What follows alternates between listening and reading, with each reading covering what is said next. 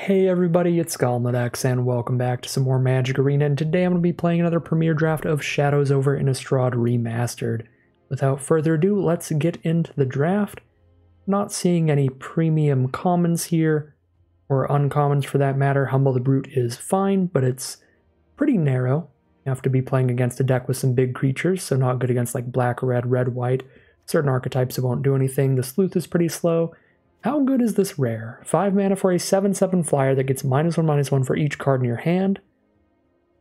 And you can spend 4 mana and discard 3 cards to return it from the graveyard to the battlefield tapped. Seems pretty powerful if it's the last thing you're doing on curve. So you want to ideally play this in a deck that has a pretty low curve where you're dumping out your hand early, so that you're not playing it in the kind of deck that has a ton of card draw and a bunch of late game value and clue tokens and stuff, but if you're playing it in the right archetype, just an aggressive blue-black zombie deck, seems like a pretty powerful card, so we're going to roll with Geralf's Masterpiece there. Pack 1, pick 2, well this is a really powerful rare to get past. Keep in mind though that in this set, you can open 3 rares in one pack. There's a double-faced card in every pack, like the Heirloom that could be any rarity, including a rare, and there's also a Shadows of the Past card, a reprint, from the original Innistrad set. That could also be a rare. So somebody took the Shadows of the Past card here. So they took a rare over the other rare, so that would explain why this is still in there. But this is a really good card. I think this is just more consistent than our first rare. A 3 mana 2/3 flyer is already a pretty good deal, especially when it's a spirit, which is a good creature type for the format. But being able to investigate every time you cast a creature with mana value 3 or less is a huge amount of card advantage. You get to basically draw a card every time you play a cheap creature. Just have to spend some extra mana to do it later, so very easy Bygone Bishop. And now pack 1, pick 3, we get one of these strongest spirit build-arounds, the Nebelgast Herald. 3 mana for a 2/1 flyer, you can play at instant speed, and it lets you tap an opposing creature every time it or another spirit enters the battlefield under your control. Excellent card, and now we have an excellent start to a blue-white spirits/flyers deck with a Geralf's Masterpiece at the top end. Easy Nebelgast Herald. This is exactly what we want to have for blue-white spirits. Now we have a Tattered Haunter here. 2 mana for a 2/1 flyer that is a spirit. Pretty nice, cheap, evasive threat to get the curve started. Get nice and aggressive there. Solid card for the spirit archetype and an easy inclusion to the deck. Pack 1, pick 5, we see a Geist of the Archives, which is fine. It's going to sit there and block our opponent's early aggressive threats while we keep chipping at them in the sky. It is also a spirit to trigger cards like our Nebelgast Herald. That's got the good card type. Exultant Cultist would also be fine, just trade it off on the ground, draw a card. I'm not 100% sure which is better, but when in doubt, I'm just going to go with the card that shares the creature type this week, because this is week 1 of the format. The Shadows of the Past, the reprint cards, this week are all focused on creature type synergies. So they're going to be spirits, vampires, zombies, werewolves, stuff like that. So I think this week at least, I'm going to take the spirit over anything else, try to stick to my creature type. But next week, I think we're changing to a bunch of flashback cards will be the Shadows of the Past reprints. Alright, here we've got a pretty filler, just 5 mana 3/3 flyer for the top end of the curve. Essence Flux is theoretically good at the right time, but I think it's inconsistent enough where most of the time this is going to sit in your hand doing nothing. It's really only good when your opponent tries to use a removal spell on your spirit. Then you blink it, counter their removal spell, which is fine, but I think a little too narrow. I'll take the Reaper of Flight, although this is pretty unlikely to make the cut also, because we're going to focus in on just bigger flyers and more spirits than this 5 mana 3/3. Maybe I do take Essence Flux, but we're going to be pretty on rails this draft because we have such powerful cards in blue and white. It would take a lot to get us to get out of these colors. We'll take Exultant Cultist here. I guess we are primarily blue. We have the one really good white spirit. But yeah, it would take a lot to get us out of blue. I guess we could end up not playing white, but ideally we get to play blue-white, so we have the most spirits in that color pair, and we get to play the very powerful Bygone Bishop. Take a filler 2-drop white creature here. Veteran Cathar is probably the strongest card in the pack, but It's kind of a green-white gold card. We need to be playing green and white for it, which is really unlikely. If I'm playing green, it's probably because I'm blue-green over anything else. We'll take the Cathar. Filler 2-drop white creature. Just so if things go wrong and we don't get enough good spirits at 2 mana, we'll still have a good amount of 2 mana creatures and a nice mana curve in general to make sure we can play spells throughout the game. Pack 1, pick 9, we do see another spirit in white. It's a pretty good one, 4 mana, 2/3 flyer, and you gain 3 life if you have another spirit on the board, which should be pretty easy for us to do. Take another Apothecary Geist. I think we can get better removal than Spontaneous Mutation, at least out of the white half of our deck. And in blue, we can find a lot of ways, again, to tap opposing creatures like Nebelgast Herald to keep them from blocking and slow them down.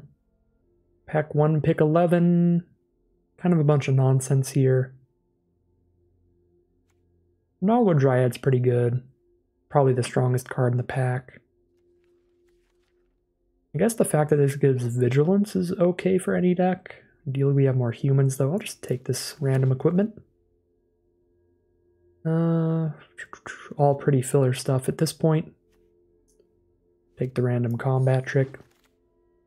More filler, we'll take the colorless card. More filler.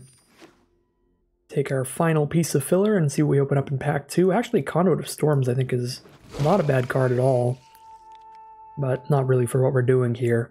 Now a card that is for exactly what we're doing is Rattle Chains. 2 mana, 2/1 flash flyer, already great for the deck. It's also a spirit.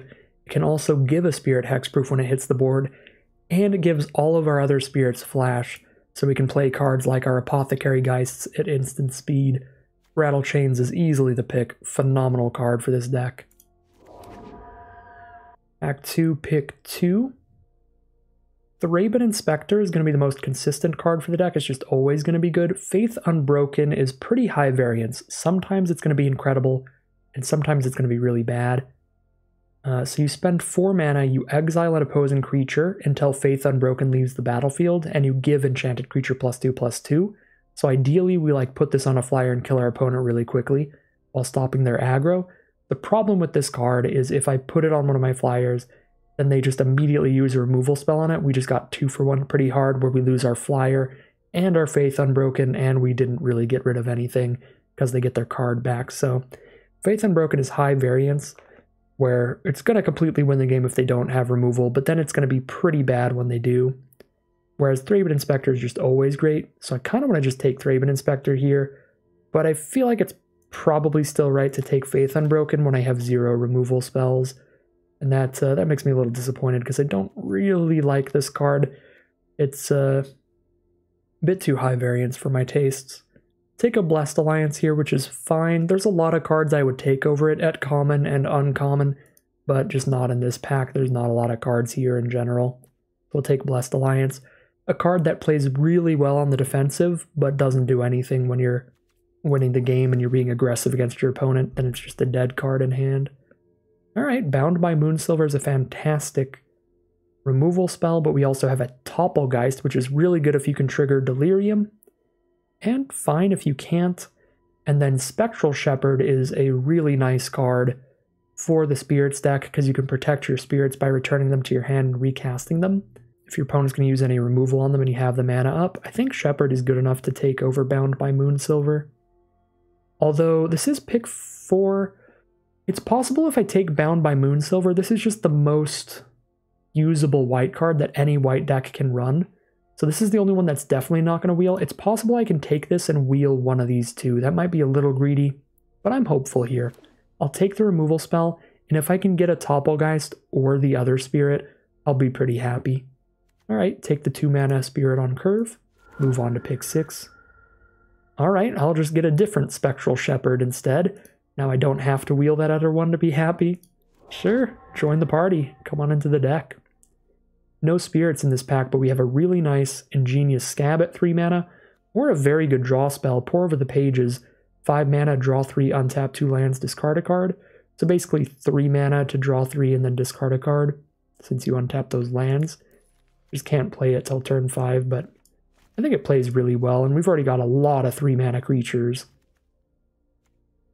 We got a Shepherd, a Bygone Bishop. Yeah, I'll take Pour Over the Pages over the Ingenious Scab for this deck. Alright, now I'll take that Ingenious Scab. I'm not going to splash a Diregraph Captain in a deck that might end up with 2 zombies. We've got a Geralf's Masterpiece, and we might have an Ingenious Scab. Alright, pack 2, pick 9. Another 2-drop Spirit seems pretty good. We've already got 2 4-mana ones. I don't need a ton of these Apothecary Geists, but I do want a lot at 2 mana to keep that mana curve consistent. Always start the game off just trying to get the ball rolling. Keep running out creatures consistently from turn 2 onward. Take a Storm Rider Spirit here. One of the weaker spirits probably gets cut if we get some other decent 5-mana cards. Pack 2, pick 11, nothing in blue or white. I'm just going to hold down the Alt key here, see how much I have in my collection, and just kind of rare draft. Haven't drafted enough yet to have a playset of anything for Vault Progress. I guess I'll just take something I don't own yet. We'll do the Shadows of the Past card, because those are only going to be in the draft for a week. So now is the time to collect them. Alright, we wheeled the Spectral Shepherd, did not get the Topplegeist back, but that is okay. We still got a very nice card for the deck. And we will take it right there. I guess I'll try to fill out my Shadows of the Past first. Get another Essence Flux, maybe. Not a huge fan of that Tapper. I think the ability is inherently pretty powerful, but having 2 toughness on your 4-mana card is kind of a hard sell. Because if your opponent has just a single untapped 2-mana 2/2, then their 2-drop trades up into your 4-drop. Anyways, we've opened up another Spirit Rare, so I think we're just going to take it. Not that it's massively powerful, but it can get us going on turn 1 with a nice little 1-mana 1/1 flyer that can keep buffing itself every time we play a Spirit. So if we have a really good hand where we curve out 1-drop, 2-drop, 3-drop, this is going to play like a 1-mana 2/2 flyer, which is absurd. And this makes it so it taxes our opponent's instants and sorceries. If they have a really good instant or sorcery that needs to resolve, they have to wait until they have an extra mana to play it. Otherwise, we can just sack that and counter it. So I think it'll be pretty good here. Alright, pack 3, pick 2 is going to be another Bound by Moonsilver. Just pick up some more removal. Nothing else in the pack. There's no spirits. This blue uncommon is funny. You could try to draft a mill deck, but definitely not doing that here. We have such a good streamlined blue-white spirits deck. We're going to stick to it. I could take a Lunarch Mantle to put on a spirit, but that is just opening the door to get 2 for 1. If I try to put this on a 2/1 flyer and then my opponent responds by casting Galvanic Bombardment, we are immediately down 2 cards and a bunch of mana that was invested. You know, on turn 2 I play 2 mana, play the Haunter. Turn 3 I try to play Mantle on it. They've spent 1 mana to blow up 4 mana worth of my cards and 2 of my cards total. Just go very far behind there, so I'm just going to take this dual land. Alright, pack 3, pick 4, we find a Battleground Geist, which we can definitely run over the Storm Rider Spirit. This is going to buff our entire board, give it all +1/+0. And this is the only week we get to run these cards from the Shadows of the Past, so let's get some more gameplay with them, shall we? Could also take Pour Over the Pages, since it's probably less likely to wheel than the Geist, but it's a little greedy. I'm just going to confirm that I have a nice top-end creature. Speaking of nice creatures, this is a creature at the absolute opposite end of the curve. Thraben Inspector, one of the best 1-mana creatures in the set. Just a 1-mana 1/2 that gives you a clue token when it comes into play. So basically, a 1-mana 1/2 that can replace itself by drawing you a card later in the game. Very good for just card advantage, card economy style stuff, where you want to try to draw more cards than your opponent throughout the game so you can cast more spells than them throughout the game. Alright, pack 3, pick 6. Don't think I'll end up playing any of these. Don't really want to sacrifice any of my cheap spirits to replace them with a big Griff, but probably the most likely card to get run. Could just have rare drafted there. But I don't play very much constructed, so I am really focused on just taking the cards even for the corner cases that might be interesting for the deck and saving rare drafting for when there's literally nothing on color. But odds are like 99-1 that I'm not going to play Wretched Griff, but now I have the choice in that 1 out of 100 instance where I want it in this deck. Alright, I'm not going to play a Lunarch Mantle or a Devil Thorn Fox, pretty much no matter what. So we could rare draft here.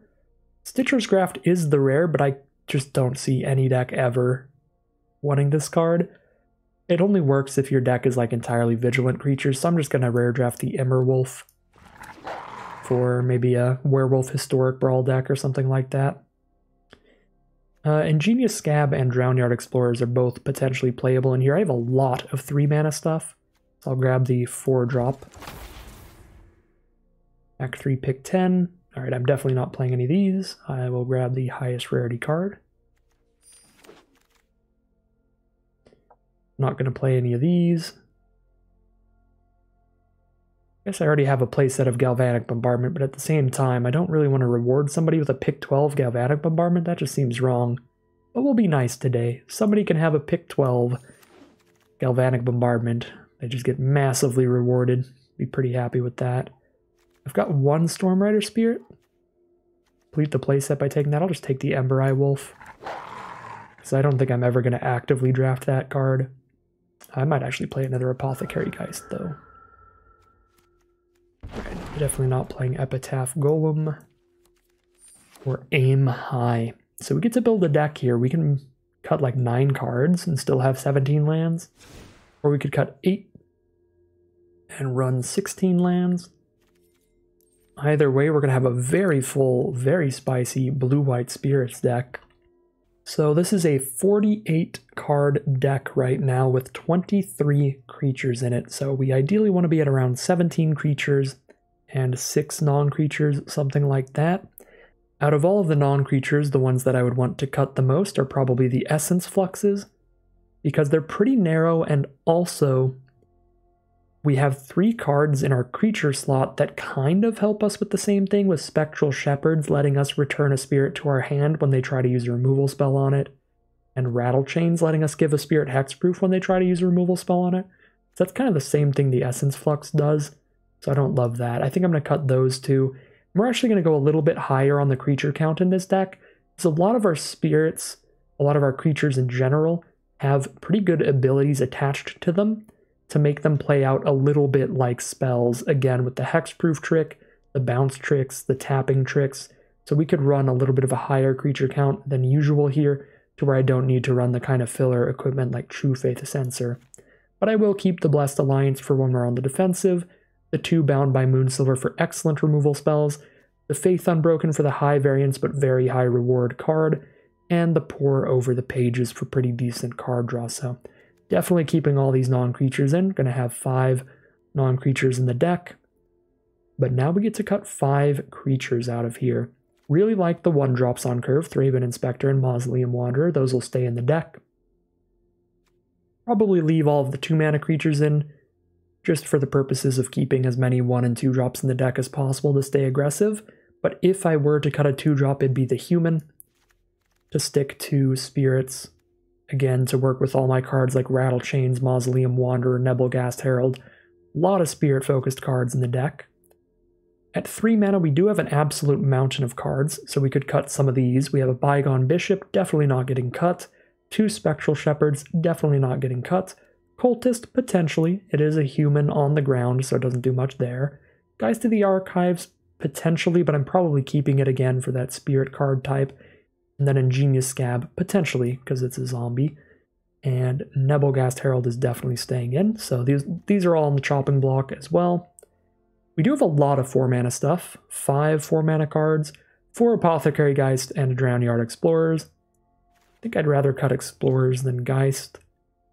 Pretty close, though. And then 5 mana. We have Battleground Geist, Stormrider Spirit, and Geralf's Masterpiece. Stormrider Spirit is the weakest of those 3, because the Geist buffs our entire board and is just as big as the Stormrider Spirit. The Flash is not that valuable on that Spirit. And then Geralf's Masterpiece can be just like a standalone gigantic threat late in the game. And then Wretched Gryff, I think, just doesn't work very well in this deck. It is a really strong card in the right deck, but I can't imagine we actually want to sack a Spirit to play it early at all very often. And a 6-mana 3/4 flyer draw card, still a solid deal, but I think our deck's pretty aggressive, pretty low curve, so we don't really want a 6-drop or a 7-drop. Oh yeah, we can't cast it for the emerge cost unless we sacrifice something. So if we're not sacrificing something, then we have to spend 7 mana on it. Yeah, which is not great. Yeah, we'll cut the Wretched Gryph. All right, 4 more cuts. I think I'm going to drop the 5-drop, drop a 4-drop, keep that curve nice and low. Then I think I'll leave the Steadfast Cathar in here, even though it's not a great creature type, just to leave that curve really low and aggressive. Yeah, and we could play 17 lands in here. We have a couple ways, not a lot, but a couple cards that are okay if we're flooding out, like Geralf's Masterpiece. We can discard some lands, bring it back. The Pour Over the Pages does discard 1 land. But yeah, overall, we have also got a few mana sink abilities with like Spectral Shepherds reanimating things, or not reanimating, but bouncing things. I could definitely see cutting a land here, but I'm cool with just 17. We have a lot of 4-drops and some 5-drops. It's not like we're the most incredibly low curve deck ever. I'll just go for a full 17 lands, and we'll call it a deck here. Alright, here we have a look at the final deck list we're running with today, which is a nice blue-white Spirits aggro deck. This is a really consistent one with a lot of cards that benefit off of our high spirit count. Primarily, we just have a really good curve with multiple 1-drops, tons of 2-drops, and a ton of creatures with flying. And then cards to profit off of that really cheap, really quick curve are cards like Bygone Bishop, giving us a clue token every time we cast a cheap creature. Got Nebelgast Herald, tapping down opposing creatures every time we're playing our spirits. Got some Spectral Shepherds that can protect our spirits, bouncing them back to our hand. Rattle Chains that can protect spirits and give the rest of them flash, which is really nice. So just a good curve of a bunch of cheap flying creatures to keep the aggro on our opponent. Apothecary Geist can put our life total up a little bit to turn the race back into our favor there, while putting another flying spirit onto the board. And at 5 mana, we have 2 pretty massive cards. Battleground Geist hitting the table, buffing all of our spirits, and Geralf's Masterpiece just being a very big standalone creature. As always, we've got some great non-creature spells here, primarily a ton of removal. 2 Bound by Moonsilver are pretty great, consistent pieces of removal. Blessed Alliance is a removal spell that only really works on the defensive, but it's quite powerful on the defensive. And then Faith Unbroken is a high variance removal spell that will either be fantastic if our opponent doesn't have removal in their hand, or pretty terrible if they do, so kind of the highest risk, highest reward card in the deck. And then last but not least, we also have a Pour Over the Pages to give us a little bit of extra card draw in the deck, alongside some of our investigation that we have in there. So very nice stuff. Very excited to see how this deck does. But without further ado, let's head into the gameplay. Alright, here we are on the play for game 1. We have Tattered Haunter into Rattle Chains with a removal spell as backup. A little high on lands, but overall a very strong hand.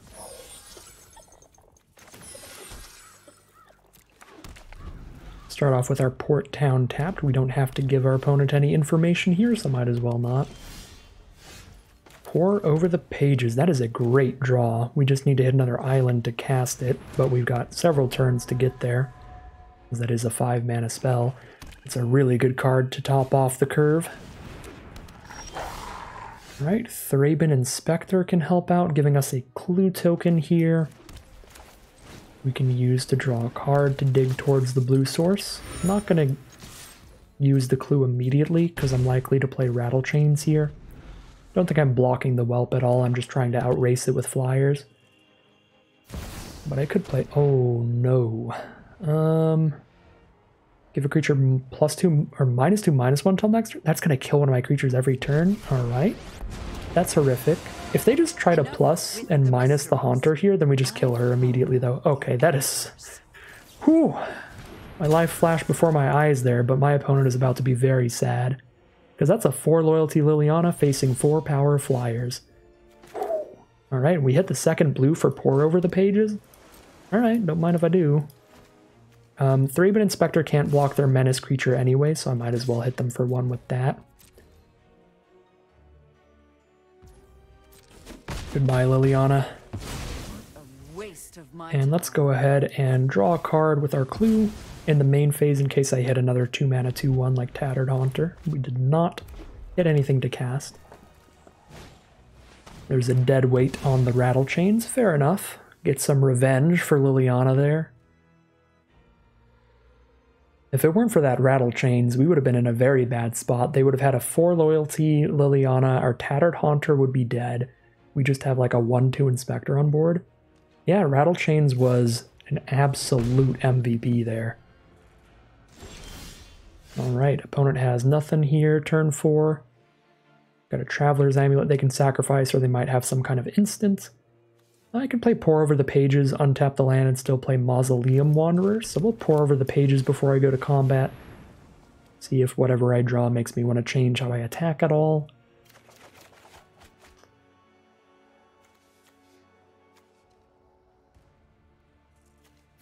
Looks like that is not going to change anything. Play our Mausoleum Wanderer post-combat. Hit for 3. Alright, they're down to 14. Drop the Wanderer and pass the turn. Pore Over the Pages is a very good card because I don't even have any Madness cards and I like this a lot. If you have any Madness cards, being able to draw the 3, untap 2 lands, then just discard a Madness card and cast it with that 2 mana is so good. So if you're like blue-red and you have Alchemist's Greeting that you can cast as you discard it for the Madness cost of 2, you would be in such a good position with that spell. Yeah, I think Pore Over the Pages is just excellent card. 6 mana total. I can play Bound and Shepherd. It's the only way I can play 2 spells in 1 turn. I can pretty easily outrace this Blood Mist. They're only hitting for 4 a turn. I'm not really worried about binding the Whelp in Moonsilver, but the nice thing about Bound in Moonsilver is that I can just sacrifice a land to move it to something else if they play something better. So I think I will still just play it there to be mana efficient. And our opponent is going to scoop it up there. They probably don't have a lot of follow through there. And they see a ton of spirits on our board, so they are over it. We are going to be 1-0. Absolute MVP award goes to Rattle Chains for defeating that Liliana the Last Hope. And yeah, without Rattle Chains, game would have been dramatically different and probably a loss. So huge thanks to Rattle Chains as we head into game 2. Here we are in game 2 with an excellent curve. Our opponent is on the play here. They're going to start with a turn 1 Town Gossipmonger. This is one of the best 1-drops in the format. It turns itself into a 2/3 with Fire Breathing. It does have to attack each turn of Fable. That's the quote-unquote downside, but it's a 1-drop that can trade up into like 3 and 4 mana cards if you dump the Fire Breathing mana into it. So, card plays incredibly, and until your opponent has a 3-power creature on board, it just keeps chipping in for 2. Luckily for us, our opponent doesn't have the Dream Curve with it, where they play it and then they play a creature on turn 2 to immediately flip it. So it won't flip until at least turn 3 here. I think I'm going to play the Tattered Haunter.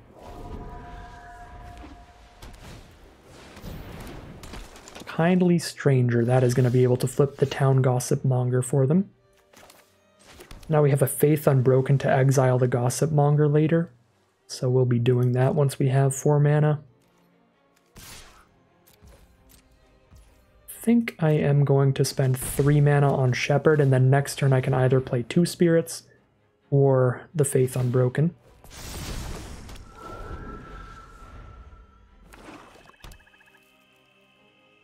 If they ever hit Delirium, Kindly Stranger does get to turn into a removal spell on a stick, which is not excellent. Alright, they are hitting us pretty hard, and now there's a Haunted Dead that plays really well against our Tattered Haunter. But not if I Faith Unbroken on it. But if I Faith Unbroken now, got no way to give it hexproof, so if they have a removal spell next turn, they just get the Rabble back. Kill the Haunter, it's just not super ideal. Do I want to just get really fancy here and play Rattle Chains plus Guardian on the attack? Buff my Haunter to 2 toughness to beat their 1/1 flyer. They crack back for 6. It's going to be a really close race here, but I think I am going to get really aggressive here. Okay, so I Rattle Chain so that my spirits have flash. And then I can play Guardian of Pilgrims to buff the Haunter. Alright, Then I can give all my spirits +1/+0 next turn, and I'm attacking for 9 damage in the sky, which kills them in 2 attacks if I can survive. Taking 6 on board, we go down to 9. Don't really want to trade into the Haunted Dead, because that gives them the ability to make another 1/1 flyer. Okay, they play a Ghoul Caller's Accomplice, Dauntless Cathar. I think I can outrace them. Just playing Battleground Geist here. Again, it's going to be really close. It kind of depends on what their last card is. If I Battleground Geist, attack them for 9, they go to 7. I just need to not die on the crackback, and they'll definitely be dead the turn after that. So we put the Guardian of Pilgrims in front of the 3/2. Well, no, because then they get a flyer. So we put the Guardian of Pilgrims in front of the Incited Rabble, and we put the Battleground Geist in front of a 2/3. We take 1, 2, 3, 4, 5, 6, 7. Gonna be a really close game. We lose to a removal spell or a combat trick. I could instead Faith Unbroken, then I hit for 8 this turn instead of 9. That still kills them in 2 attacks, but this way, instead of playing another blocker, I'm exiling one of their creatures, but then that also loses to a removal spell because they get the card back and I'd lose a flyer. Does it lose to a combat trick? We exile the Cathar, chump block the Rabble, take 1, 2, 3, 4, 5, 6. Loses to a +3/+1 combat trick, which does exist in the format. I think both of the plays are really equivalent. They lose to pretty much the same things. They lose to a removal spell or combat trick either way. So I think I'm going to Battleground Geist here.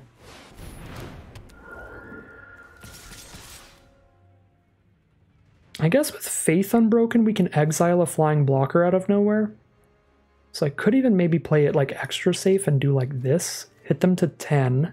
Next turn, 1, 2, 3, 4, 5, 6, 7, 8 with Faith Unbroken. No, if Battleground Geist dies, and I just have these 3 left, that's 6 damage +2 with Faith Unbroken, which won't be lethal. No, I think I have to send in the 3 here. Fingers crossed. Let's see what they have. It's going to be a real close game either way. Now our opponent has to go into the think tank and figure out for themselves if there is a way to stop us from lethaling them next turn or to get us guaranteed dead on board.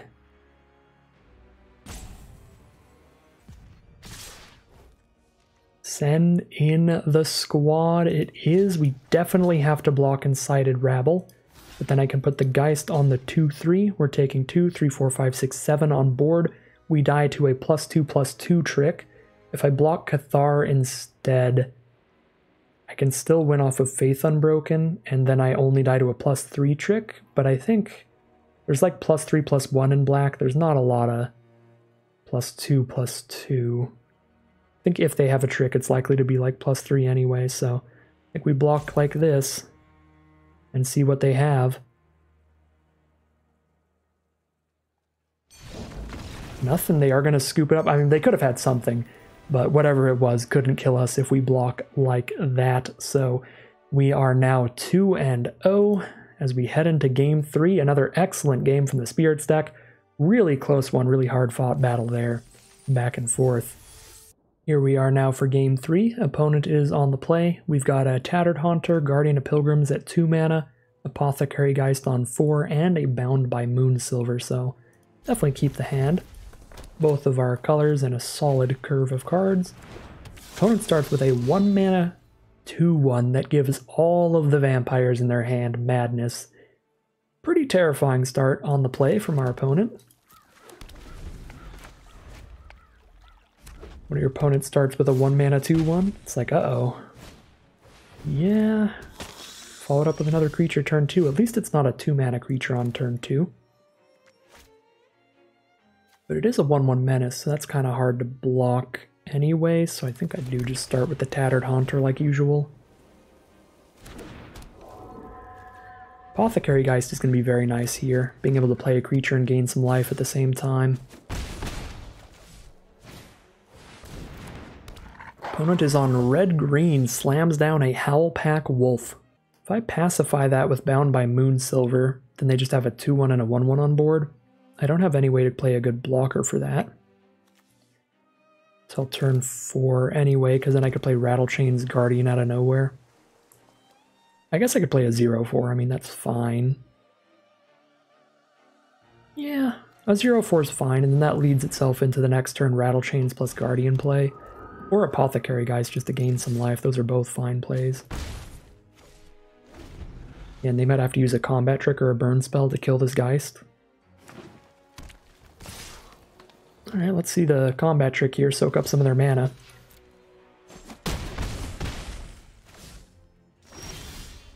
No combat trick here, so Geist just does its job.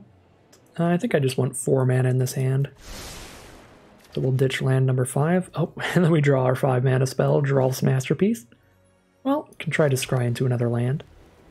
Do I want to gain 3 life, or do I want to play a Guardian at instant speed to have a 3/3 blocker? Probably Guardian at instant speed here. We'll see if they're doing anything at instant speed. Their whole hand has Madness, all the vampires in their hand at least, and they can discard them to Neonate. And anything with Madness can be played at instant speed, as long as you're currently discarding it.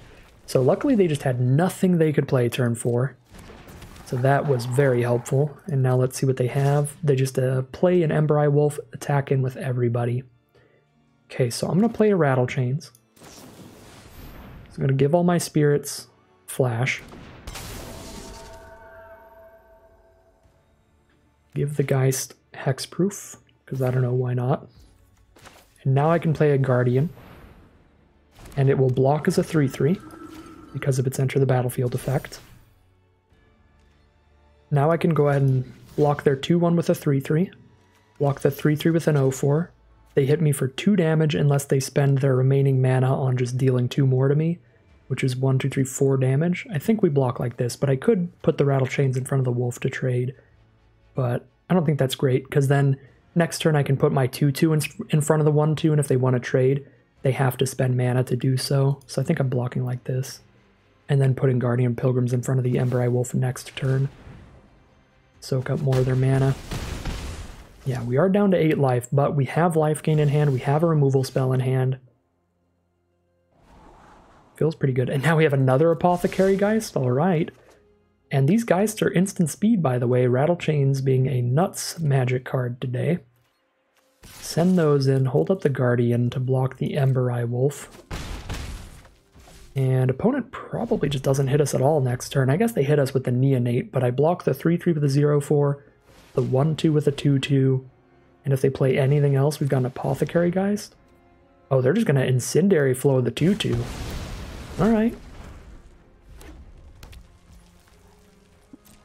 Means Apothecary Geist is free to block here.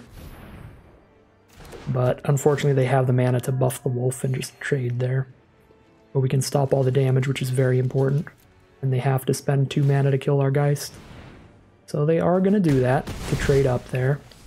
So we're only down to 10. We still have more Geists to play. They've got a 2/2 reach, but they have no cards in hand. Oh my god. The playset of Apothecary Geist coming in so handy here. So they could block Rattle Chains with Noose Constrictor and trade there. Then I can't play my spirits with Flash anymore. I think that's fine.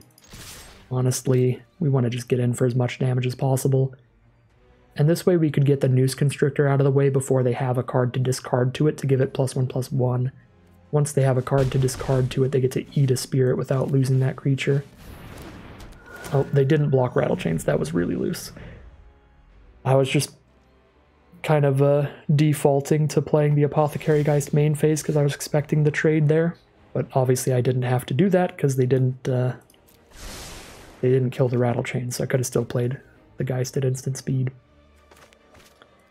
Alright, so now they can discard a card to eat one of our flyers, but they're at 8 life, so we deal 4 damage to them by just sending in with everybody, which is definitely worth it.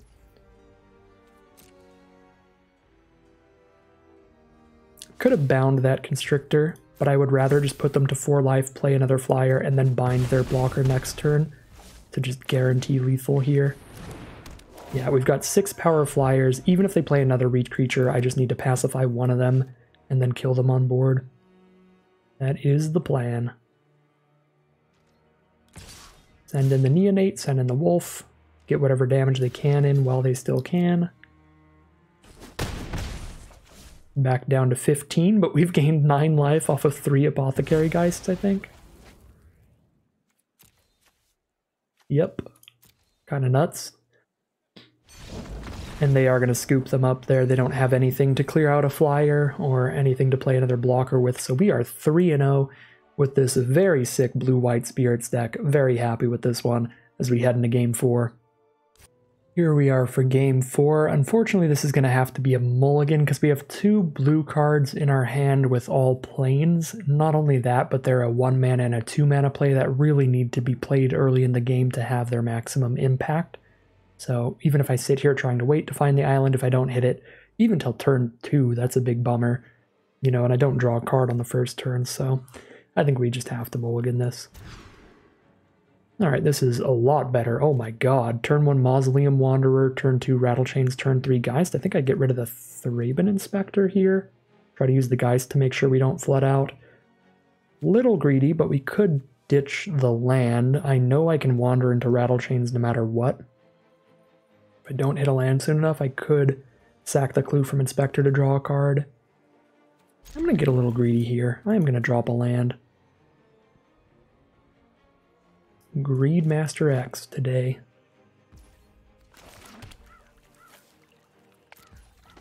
Channeling my inner Wario. Usually my inner Wario is just the part that really likes devouring garlic, but today it's the very greedy half. So, Wanderer incentivizes me to play Rattlechains right now to buff it up. And I think I will, because I think the odds of them playing something that I can hexproof counter on turn 2 are pretty low. So we'll just hit for 2 damage here. Obviously going to play poorly if they just immediately followed up with a 2-mana removal spell, but they didn't. They played a Mirror of Avabrook, which is a very scary card. Didn't hit a land here, but we did hit a 2-power flyer that buffs the Wanderer, so let's just keep aggressive. Hit for 4. So yeah, if they pass turn with Mirror of Avabrook, it becomes a 3-3 that keeps spitting out 2 2s in their end step. Alright, so during their end step they get 2 2s. Alright, I'm getting really punished for not keeping a land over Inspector here. Yeah, that's playing out tremendously poorly. Well, I hit for 5. Unless they have a good flash spell. Puncturing Light on Rattlechains. Yeah, wow. If we lose this game, it's because of mulligan decisions. If I ditched Thraben Inspector, we would be playing Geist this turn. And Wanderer would be a 2-2 we could sack to counter the Puncturing Light.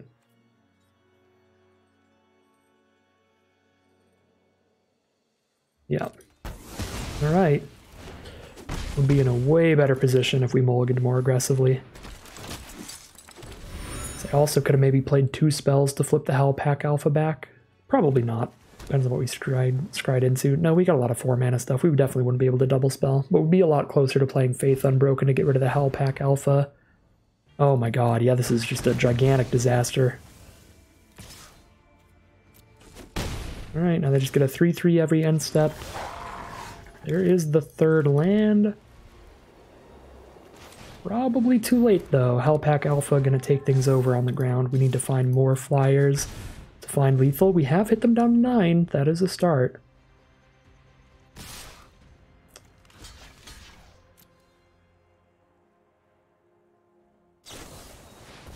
Oh my god.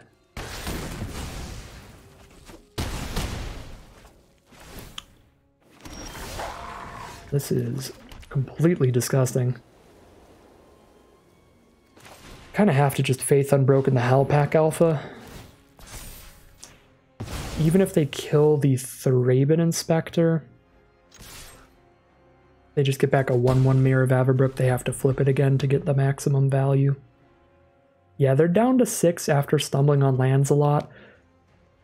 I think that was a very bad mulligan decision that could cost us the game if we lose. Yeah, that probably cost it.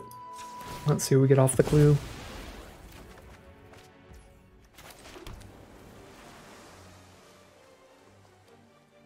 Play 1 creature here. At least I play a spell. Apothecary Geist is more mana efficient, but it could gain us life later, which is important. But also having 3 toughness is pretty important here. I have to play the Geist first.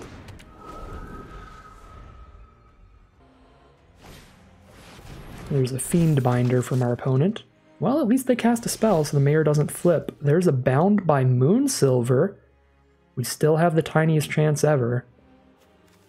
They attack for exactly 9 though. But I can play Shepherd plus Bound by Moonsilver to stop that from attacking.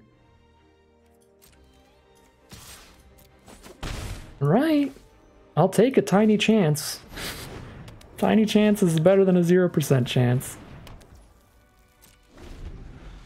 If they can't kill any of our flyers, they're just dead next turn, even if they play a reach creature.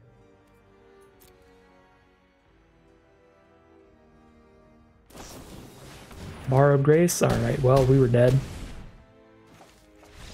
I guess if I blocked... No, we were still dead. Because even if I blocked, then they would have killed the Shepherd and only hit back for 2, and then I'd die on the next turn. Well, unfortunate one. We definitely would have won the game if I mulliganed better there, so... You live and you learn. You got greedy, got punished, as Wario tends to do. Classic Mario Brothers fashion, just in time for the Mario Bros movie. Here we are in Game 5. We've got a turn 2 Guardian of Pilgrims. We have a really nice defensive Blessed Alliance to cast. Bound by Moonsilver, we can use at any time. Pretty awkward draw. We just hit a 3rd removal spell. We don't really want to clump up like that. We need some creatures as well. Yeah, it's going to be a very awkward start to the game.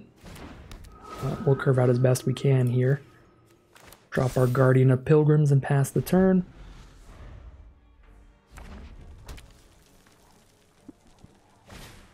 Falconwrath Gorger from our opponent, nice 1-mana 2/1, and Ravenous Bloodseeker alongside it. Opponent is curving out very efficiently, 3 creatures out on turn 3. Very scary stuff. I don't think Blessed Alliance is going to be super powerful right now, so I probably should just bound by Moonsilver right now, because I can just move it around later relatively easily. Yeah, I think it's better than doing nothing. Or a Blessed Alliance is a 1-for-1. I feel like I put it on one of the 2 power creatures, probably the one that can give itself flying. Bloodseeker only hits for 3 when they're discarding cards. And even if they do flip its power toughness, make it a 3 power creature, it's a 3/1 that I can trade my 2/2 into still. Whereas I can't trade into a Flying Dragoon because Guardian of Pilgrims is not a flyer.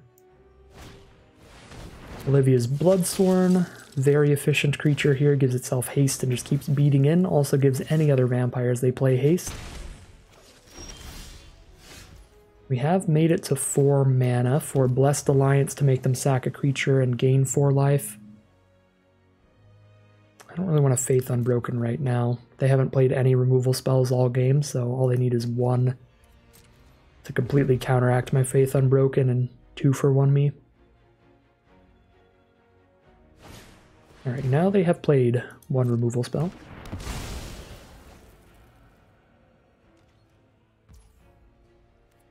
How big is Masterpiece going to be? Probably not very big. We probably have to pore over the pages.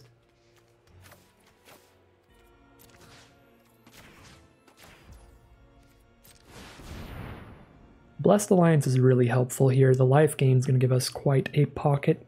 We'll just stay at 18 life if they sack the Bloodseeker. That gives us some more time to cast something like Pore Over the Pages to find some more better blockers than Masterpiece. Though I suppose Masterpiece is still going to be like a 4/4, because we'll draw a card, but then we'll play 1 land, play a Masterpiece.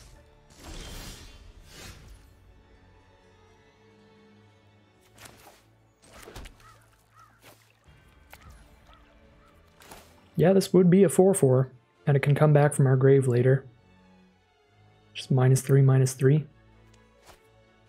Yeah, just play a 4/4. They can't really attack into a 4/4 right now. And even if they end up killing it, we can potentially bring it back from the grave later, just discard 3 cards. Comes back tapped, which is a bit of a bummer, but still a good ability. There's a Kindly Stranger. They don't have Delirium yet. They only have a creature and an enchantment, but they can discard a land to the Ravenous Bloodseeker to be at 3 out of 4 card types for the Stranger. So as soon as they hit an instant or sorcery, Stranger's quite likely to flip, which I'm not very into. So I need to play a land before I pour over the pages, I think, to keep Masterpiece guaranteed alive. Actually, no, because I'll play this, I'll draw 3, Masterpiece will still be a 1/1 while I have 3 in hand. Yeah, we're definitely casting this. And even if I play the land first, then do this, Masterpiece is a 2/2 while it's on the stack, which is still dead to the 1 mana, 2 damage burn spell. Yeah, either way, we just play Pour right now. I have 3 mana up, I get to play 1 spell, we'll just play the Geist of the Archives, I suppose.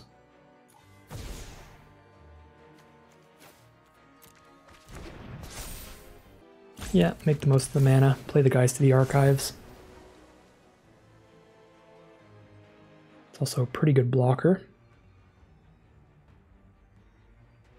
So I imagine they're gonna like discard a land here and then play an instant or sorcery next turn, flip the Stranger. They flip the Stranger, they kill the Masterpiece. So since they are gearing up to potentially just kill the Masterpiece anyway, probably just hit them for 4. This doesn't shut off abilities, does it? Can't attack, block, or transform. Oh my god, it does! Can make it so the Stranger can't transform? If they're banking on that? I guess then they get to actually start attacking with Dragoon, but that's fine, because they can't get through a 0/4, they'll have to keep giving it flying.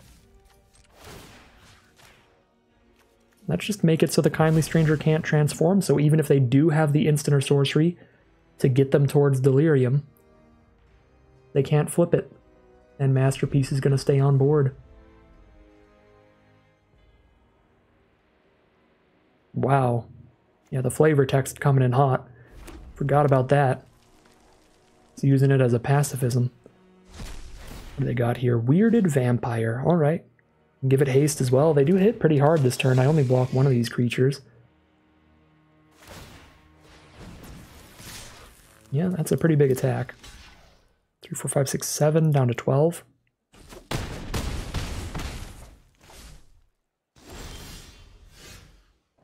We want to scry into Apothecary Geist is solid. Getting punished a little bit for sacrificing a land here, because now I can't play Geist plus Haunter or something. Playing 2 spells would make the Masterpiece bigger, which would be nice. But if I play Geist here, I hit them for 4, they're down to 12. Next turn, for like 6 in the sky.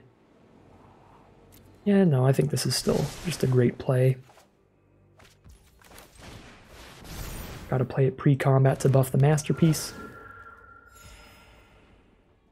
At 15 life, I am going to send in the Masterpiece rather than being defensive with it again. Pass turn. Send in the squad again. Alright, keep it up. See what their combat tricks are here. Probably something if they were just free to send into the Geist. Oh my god, I hate that card so much. I cannot wait until the tribal cards are gone so that we don't have to deal with Vampiric Fury. This card is such a ridiculous blowout. Oh, are we just dead? Because they just gave double strike? No, we're down to 2. But yeah. Vampiric Fury in a black-red Vampires deck is just like 5 copies of Sure Strike in a position like that. For 2 mana. Just the whole board gets +2/+0 first strike. I am definitely pretty tired of the card. Are we dead? Is the question. I can have 2 blockers total at 2 life. I think the answer is yes. Vampiric Fury into Uncaged Fury is just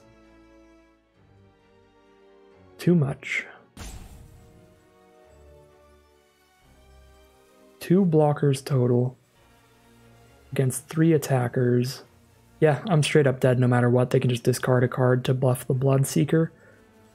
Right, I can like Faith Unbroken, exile Bloodseeker.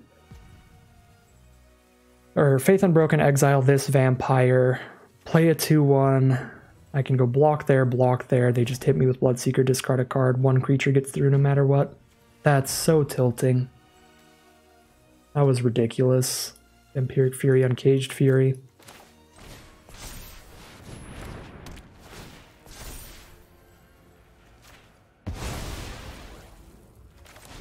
Alright, There's not much to say about that game.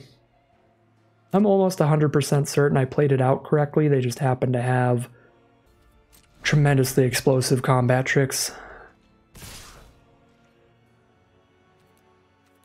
So we are gonna lose there. We are gonna be 3-2 as we head into round number 6. Alright, here we are in game 6, unkeepable hand mana-wise. This is all 4 mana plays. It's infinitely too slow. I don't think we can keep this either. Classic Multi 5, let's go.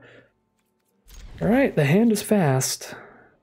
We will give it that. I think we just keep everything that's castable and go for it. Do the best we can here. Turn 1 Thraben Inspector from our opponent is going to widen the gap in card advantage. We're already down 2 cards from Multi 5 on the play, and now they also have a clue token to draw an additional card. So we need to be the aggressor here. We need to just kill them before they can dump their whole hand, because if we're trading things off 1 for 1, our opponent is just naturally ahead 3 cards already. Veteran Cathar, so they're curving out with green-white aggro stuff. Pretty happy to play Geist here. It hits them a little less aggressively, but then I have Rattle Chains to use as a hexproof trick later. And I get to set up my draws, because it's pretty important that we keep hitting action when we're playing straight up off the top. If I block Cathar... No, they need 4 mana to give it double strike. Sure. Eternal Scourge, it's just a 3 mana 3/3, right? Yeah, they can cast it from exile. Faith Unbroken. Gotta hit another land after that. For now, I just play a Rattle Chains. But that could be big, giving a flyer +2/+2, getting a reach creature or flyer out of the way on their board. I almost feel like I don't want it though, because it's kind of all in and there's nothing I need to exile yet. I'm gonna ditch it. Hit a land. Because yeah, the other thing is if I want to keep that Faith Unbroken, I have to draw into that, and then I have to scry into a land also to be able to actually use it. 14 life. If I play Rattle Chains right now, I hit them for 4, they're down to 10. Hit them for 5, hit them for 5, so they're dead in 3 swings. If I play Rattle Chains during their turn, I hit them for 3, they're down to 11, then I hit them for 5/5. They're not dead, but I only need to play 1 more Spirit to turn it into dead in 3 turns still, so I think I am gonna just send those in, play the Rattle Chains as an instant, so that I can play around removal. And as long as I draw 1 more Spirit, I still kill them in 3 attacks, just like I would have if I played Rattle Chains in the main phase.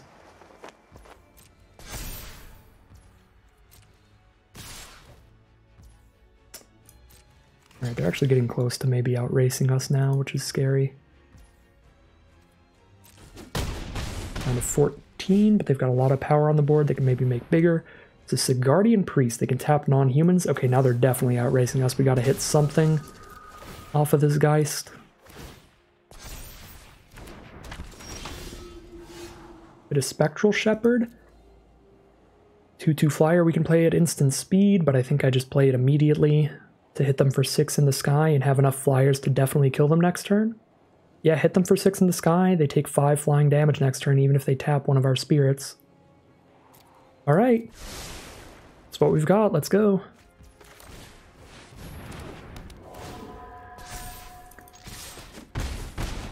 They are down to 5, past the turn.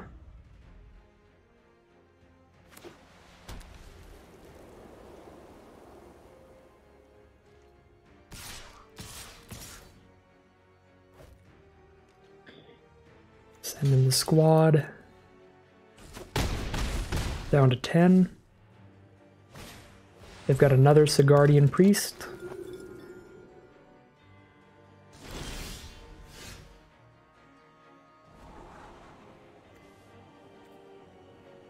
Planes to the bottom. Hidden Island. I'm going to play that immediately so that I could use Spectral Shepherd to bounce a spirit and recast it off of the Rattlechain's flash. So I can just bounce whatever they tap and recast it to buff Wanderer if I need to. They like gain 1 life somehow or something. See what they got. They have Sigardian Priest and 1 other card potentially. If they have Blessed Alliance, then they win. They have the +2/+2 reach combat trick. They also probably win. So they're going to tap the Spectral Shepherd. Sure, I don't think I pick up Rattlechains and recast it to give Shepherd hexproof. I think I just attack.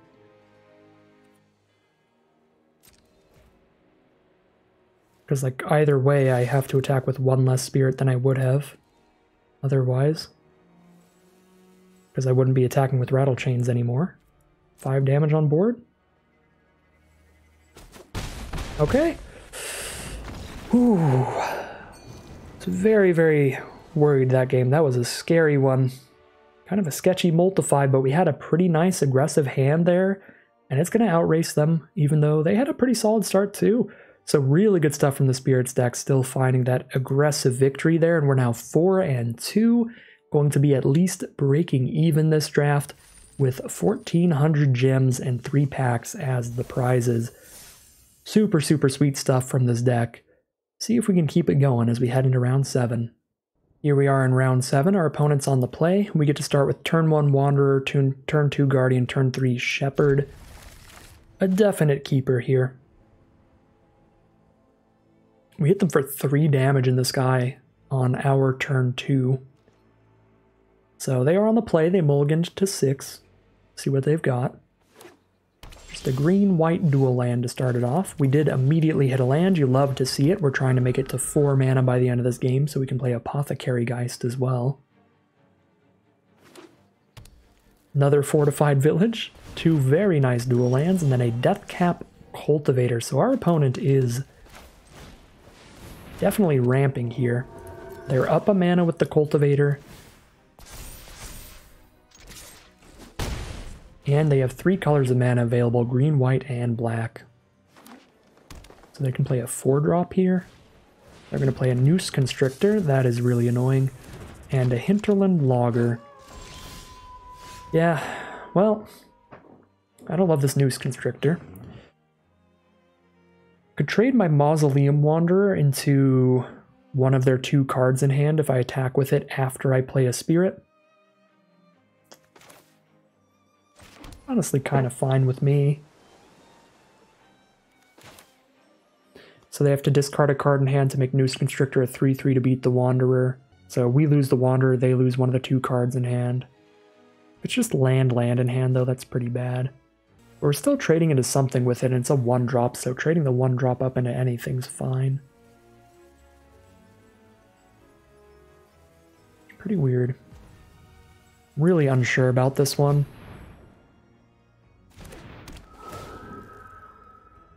Play this guy's to the archives.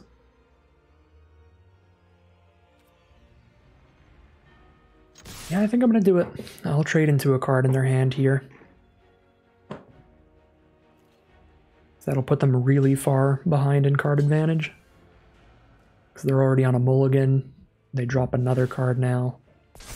It's a 1-for-1 trade. Oh, pfft. If it's Griff's Boon, that's horrible. I was going to say, because they can't play any Madness cards because they're tapped out, but if they have something they can cast from the graveyard, then that's rough.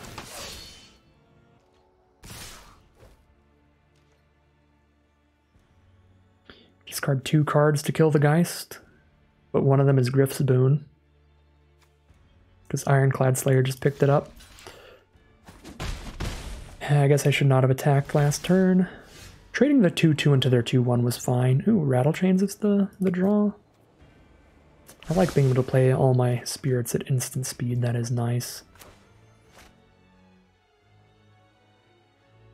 Don't really need to give anything hexproof, so I think I'm just playing Spectral Shepherd for now, though.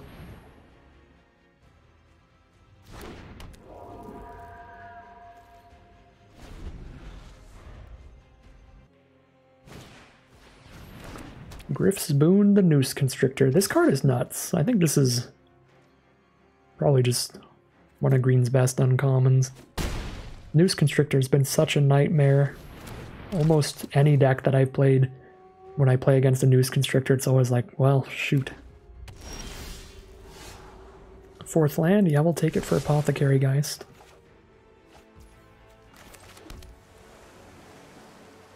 The best use of my mana here. I don't really want to block anything with Spectral Shepherd.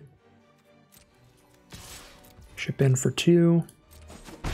Play the Geist. If I make it to 5 mana, I can play Rattle Chains plus Shepherd in the same turn, which is going to be really nice. But yeah, Geist really helps with the race. And the fact that Noose Constrictor is the one with the Griff's Boon on it means that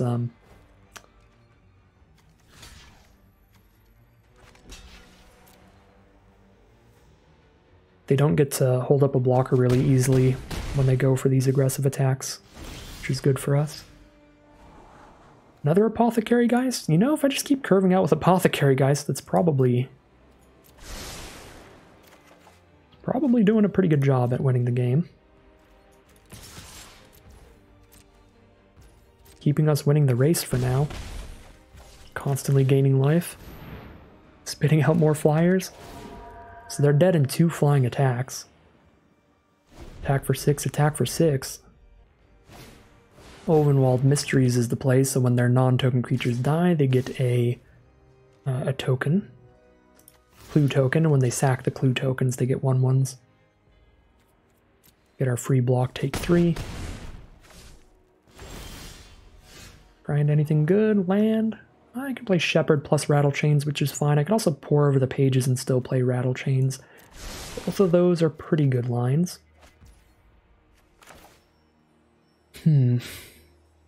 At 11 life, if I attack with 3 flyers here, they block, discard a card to kill an Apothecary Geist and take 4. They're down to 7.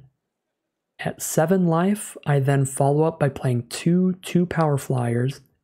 I'm guaranteed to get in with 3 of them. If I top deck any removal, I kill them the next turn. Little aggro, but I'm going to go for it. Oh, they're not going to discard the card, so they're going to recast a Griff's Boon to get a flying blocker. This might work out real poorly for them, because now they have to recast Griff's Boon, which means they have to dump all their mana into that, unless they have a reach creature in hand. Because if they try to play a removal spell to kill one of our flyers, we can counter it with a Rattle Chains and then kill them next turn. So we definitely have a plan here now. I think that plays really well for us, but whatever card is in their hand has to be pretty good if they didn't discard it. Fingers crossed, it's just a pretty good removal spell that we can counter to still win the game here. I just hope it's not like a massive combat trick that kills me out of nowhere again. Alright, they're going to play Griff's Boon on the Byway Courier, which is fair enough. So now we know they will not die unless I top deck removal, but they will go to 1 potentially. Play the Rattle Chains, and we'll see what we can scry into here. Tattered Haunter, not removal, but another flyer is good, and it's 2 mana or less, which means I can play it after a pour over the pages. So I think I'm still going to keep it, even though it just means I kill them in 2 turns. Okay, let's pour over the pages. No removal here.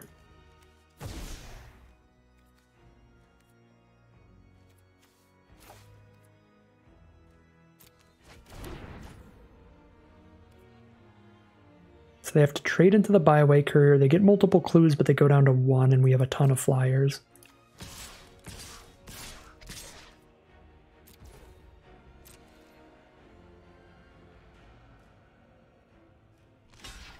Okay, they're going to trade into the Spectral Shepherd. Cool with me. They're down to 1. We are at 12 life. So we are probably safe on the crackback. They need to find kind of a lot, because we're going to have 8 power in the sky spread amongst 4 creatures that they need to find a way to deal with.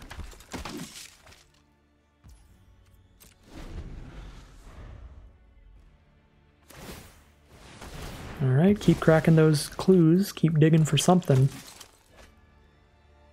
They could have a Biting Rain, give everything -2/-2 for double black and 2.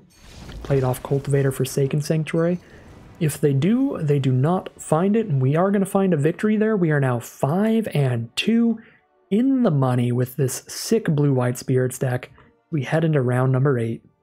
Alright, here we are on the play for game number 8. No 1-drop or 2-drop, so we don't get to get super aggressive, but we have a good removal spell, a great flyer. Really good stuff later in the game. I'm going to keep here. Both colors and solid stuff turn 3 and onward. I think is pretty keepable on the play. On the draw, it might be a little sketchier. Nothing until turn 3. But still probably fine. Alright, opponent will start things off with an Ulvenwald Captive, turn 2. Go ahead and play our Spectral Shepherd, because if I bind it by Moonsilver, it can still tap for mana. And doesn't really matter that it can block, because I'm going to just be attacking in the sky. That's all I would stop it from doing with Bound by Moonsilver. Opponent's on mono green so far. That might be why they haven't been able to cast a card this turn. But they could also be going for an instant. We'll find out soon enough, I'm sure. Send in a Spectral Shepherd, no response. Then we'll cast our Apothecary Geist.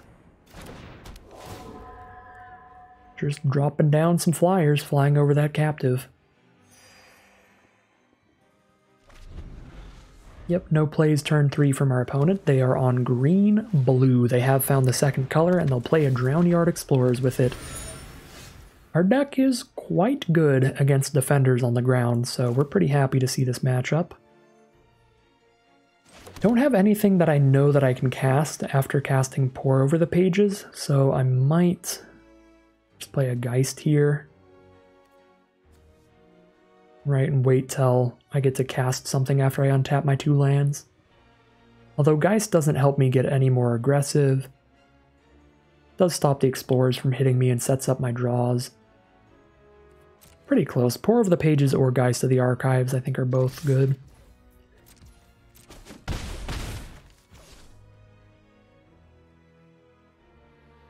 I'm gonna go Geist of the Archives. Because if I hit any land off the top or off of the Pore Over the Pages, then next turn I can play Pore Over the Pages and a 3-drop.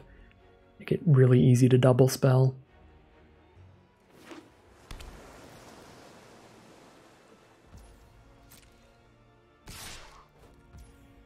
Alright. If they want to trade a combat trick into Geist of the Archives, that's fine. Actually, if it was the +1/+1 for each clue you control, investigate combat trick, that would actually be kind of bad for me. Because then they trade the combat trick into the Geist, but they still get a card draw out of it by getting a clue token. So maybe I shouldn't have blocked there. Since I am at 23, I've got some breathing room. And we could have played around the Investigate the Unknown, or whatever it's called. The 1-mana combat trick that would have given that +2/+2 and drawed a card. Drag under. Well, I would rather counter their card draw than do nothing with this 2 mana, so let's counter their card draw. It'll still go back to my hand, but at least they don't draw a card. Alright, they do draw a card off that one. Blessed Alliance. I am not on the defensive. I'm going to get rid of that card. Not going to do much. Alright, we did hit a land, so I can Pore Over the Pages, untap 2 lands, play a land, play the Shepherd. Can't play Shepherd plus Geist either way. So yeah, Pore Over the Pages plus Shepherd feels pretty good.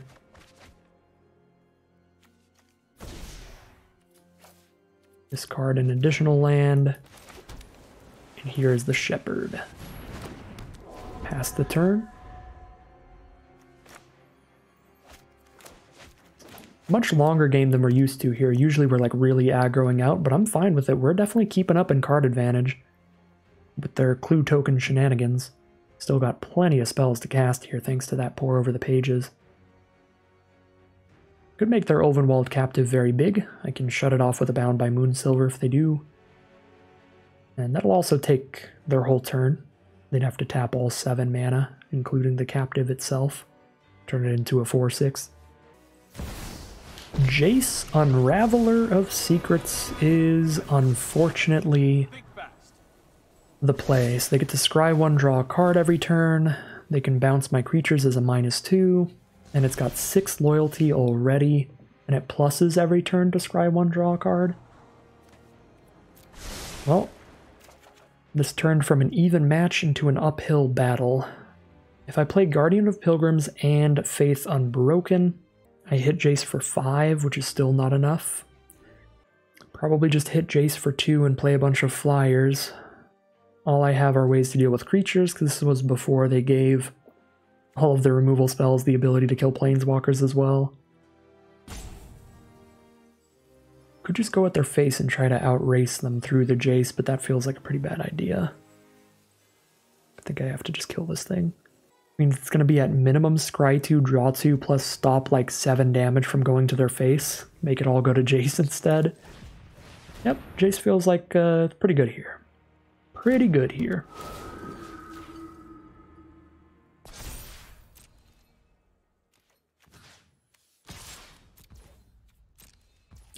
Oh my god, I literally just said how I should probably play Tattered Haunter to just have more flyers to hit Jace with next turn rather than hitting for 1 more damage this turn. And then I completely just didn't play the Tattered Haunter. I still played Guardian of Pilgrims instinctually. Well, that was loose. Said out loud what I intended to do, and I just immediately blanked because I got back into commentary mode. Wasn't focused on the game, was focused on commentary. That is one of those things. Playing and trying to commentate everything can definitely get you frazzled at times. Get your wires crossed multitasking. I know there's some like pro players that have done like charts of like their win rate on and off stream, and they just show how it like drops like 5%. Yeah. That was just human error right there. Thinking of 2 things at once. This play isn't that much worse, like it's fine. But it was definitely better, I think, to play another flyer. So even if they deal with 1 or 2 of these, we're still hitting Jace for a lot this turn. 1 extra damage to Jace there wasn't going to be that significant. Because I would still be threatening lethal damage to Jace this turn either way. We're threatening it by hitting Jace for 4, or we're threatening it by hitting Jace for 6 with 3 different cards. And either way, 1 removal spell or 1 reach creature would stop us from killing Jace. Well, just 1 removal spell. Because if I played another flyer, then Jace would still be at 5 loyalty. So they'd kill 1 flyer, we'd only hit Jace for 4. But this way, Jace is at 4 loyalty, facing down 2 flyers, so... I don't have anything to buff. I guess I have a Faith Unbroken, but the only way they stop Jace from dying is by like bouncing one of these or tapping one of them, in which case playing a Faith Unbroken and then having that one get tapped or bounced is really, really bad, so I just have to hope that we can get the onboard lethal to Jace.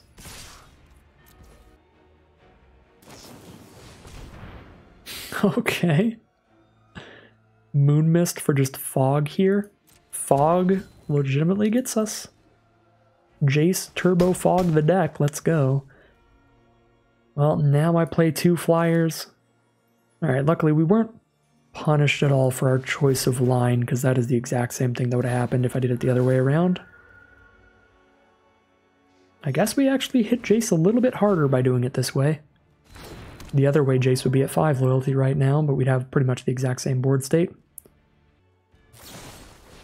Moonlight Hunt, shoot the tattered thing for 1 damage. So they had that in their hand all game, but only had a 1 power werewolf. I know who I am. So they could only shoot something for 1 damage, and we didn't have a 1 toughness creature till that moment.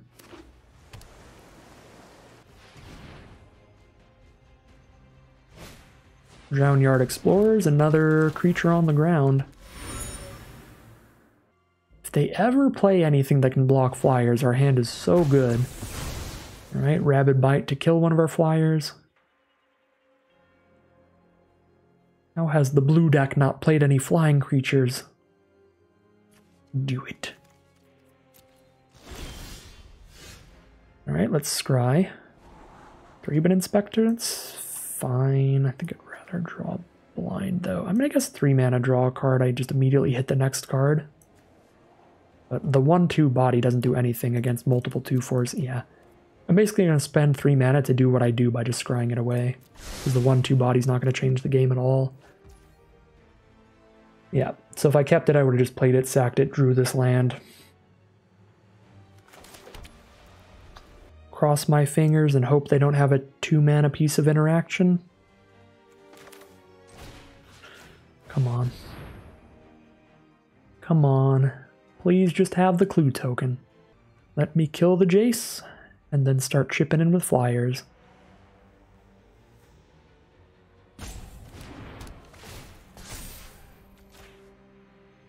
I guess they could have a 3 mana piece of interaction because they have the captive for 1 mana.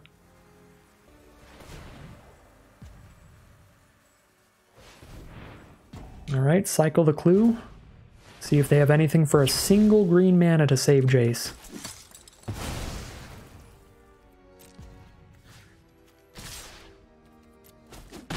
Looks like a no. We finally deal with Jace, the Unraveler of Secrets, and we pass the turn. Now we just try to keep chipping in with flyers. They're at 14, we can hit for 6 a turn. We've got nothing to block in the sky, and if they play things to do so, we have 2 more removal spells in our hand. They do have a lot of cards here. They've still got 4 in their hand. Obsessive Skinner is the play. They're 1 card type away from Delirium, and I assume they don't have a land engrave. Yeah, they don't.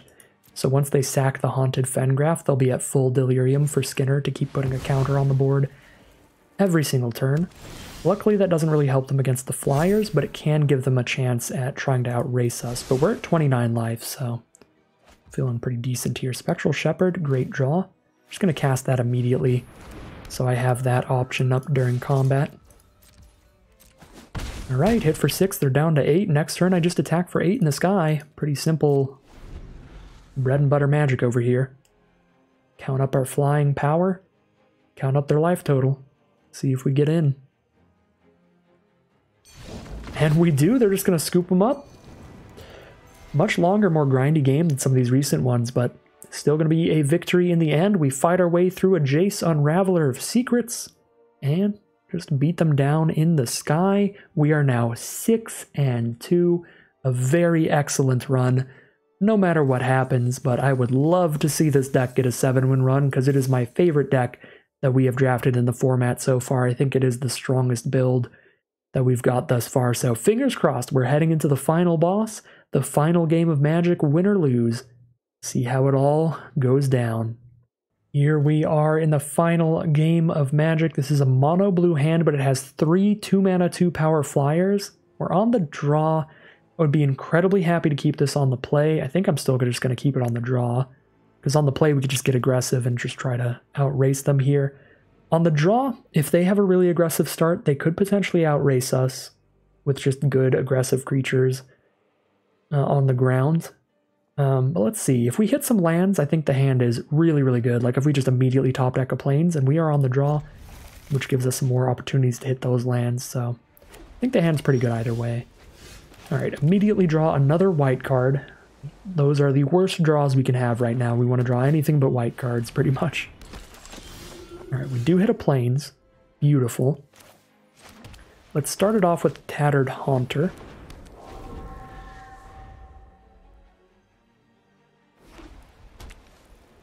Our opponent is on black-white with some beautiful sleeves, honestly. Those are pretty fantastic. Elder Cathar is the play. That means they don't have the mana up to tap the Haunter. We'll get in for 2 damage here, happily.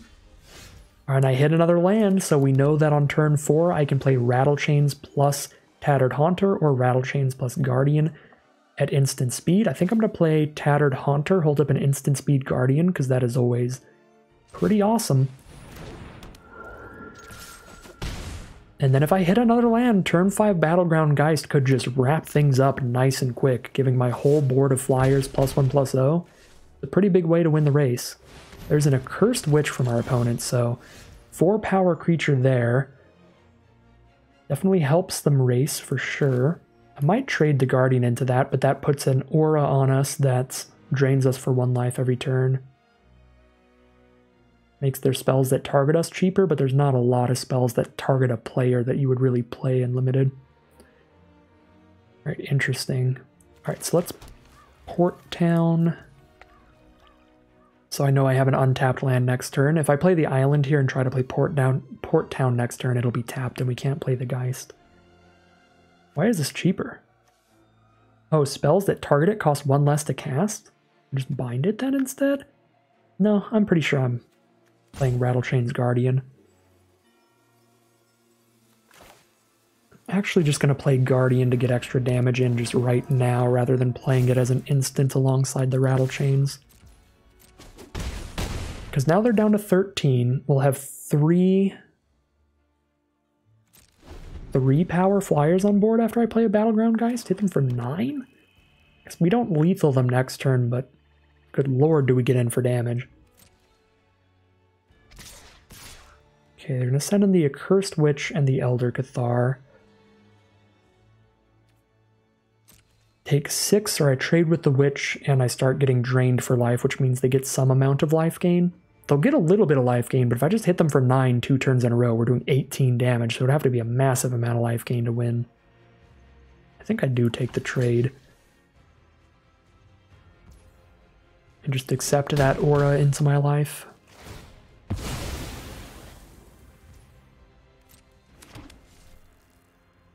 They can start using the Priest to slow us down. It's a little awkward, but not horrific. Okay, they're going to pass. Let's play Rattlechains. They only have 3 power on the board. And we're going to have 3 3-power creatures. So this aura is going to have to put in a lot of work to outrace us. Unless they have like a really good instant speed removal spell for the Battleground Geist. I guess it doesn't have to be a good one, it just has to be one good enough to kill a 3-3. Which I actually don't know if there is in this format in Black-White. Yeah, in Black-White there is. There's Anguished Unmaking. Lose 3 life, kill the Battleground Geist. Alright, they're going to tap the Rattlechains. We're going to hit for 6. They're down to 8. That's very dead in the sky next turn. They tap one of our flyers, we attack for 9. I guess that's exact lethal next turn because they gain the life during our upkeep. Yeah. So we have exact lethal if they can't kill any of our creatures. If they can kill one, they get to kill Battleground Geist, and that does slow us down quite a bit. Ruthless... Oh my god, that is bad. -13 to 2 creatures and get some counters on Priest. Attacking with the Priest is kind of bold here. They're going to accept the 4 damage into their life. Ooh. Rolf's Masterpiece. Don't mind if I do. Let's play a 5/5 flyer. That's a pretty good draw. Let's go.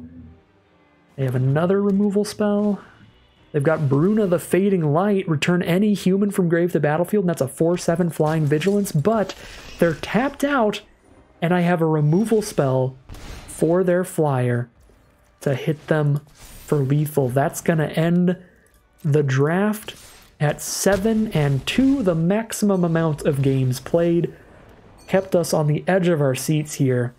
And those 2 losses near the beginning, that was just to make it spicy, you know, to give us more games of Magic to play. Because if I just 7-0'd, we'd only get to play 7 games of Magic.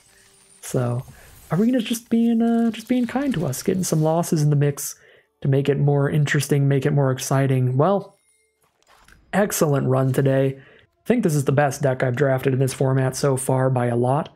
Still don't love the Faith Unbroken. Again, high variance card there. Everything else was pretty great. Blessed Alliance is also kind of narrow. Yeah, both of these didn't love them, but I really liked Pour Over the Pages. Drolf's Masterpiece was massive. Battleground Geist at the top end of the curve got so much extra damage in.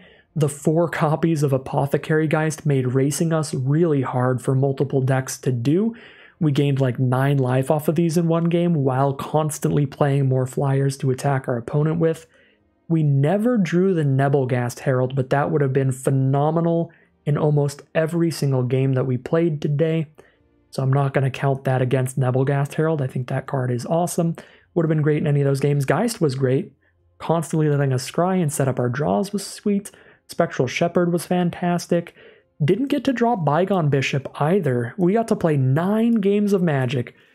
The actual maximum you can possibly play And two of the best cards in our whole deck we didn't draw one time. That is really sad. I think both of these, again, would have been phenomenal in any game that we played today, but we didn't get to run those cards out. Everything else, though, got to play around with it. It got to do its job pretty well. There was the one game against the black-red deck. Our opponent just had an incredibly explosive 2-card combat trick combo, giving the whole board +2/+0 and one of their creatures +1/+1 double strike. Not a lot we could have done there. I think we were losing that game regardless to something as explosive as that. But our first loss in gameplay definitely gave us some stuff to learn. Keeping the Thraben Inspector over the third land was a little bit greedy there. I just really didn't want to potentially flood out, but the hand was really strong. If I can curve out 2-drop into 3-drop, or 1-drop, 2-drop, 3-drop, and so on, it's significantly weaker if I miss that third land drop at all. Even if the Inspector could help me get there off the clue token, it does so pretty slowly and slowed us down just long enough to get a loss in that game. So that was the one big thing that we could learn from gameplay today. I think I mulliganed the wrong card to the bottom. I should have just kept the land and just guaranteed the solid curve out of flyers there rather than banking on top decking another land. So that was the big gameplay error for the day. Other than that, though, I think everything was played pretty solidly. Definitely drafted very well. I think the deck is phenomenal. And yeah, excellent day of Magic. We're going to go 7-2. We're going to grab our 2,200 gems and 6 packs of Shadows over Innistrad Remastered. And that is going to end today's video. If you enjoyed this video and you'd like to see more like it, you can always like, comment, and subscribe to tell the YouTube algorithm to send you more of these videos in your recommended feeds. If you'd like to hang out with me live, you can check out the Twitch channel in the link in the description below. And if you'd like to support the channel directly, you can check out the Patreon link in the description below. Other than that, as always, thank you very much for watching, and I'll see you again soon for some more Magic Arena.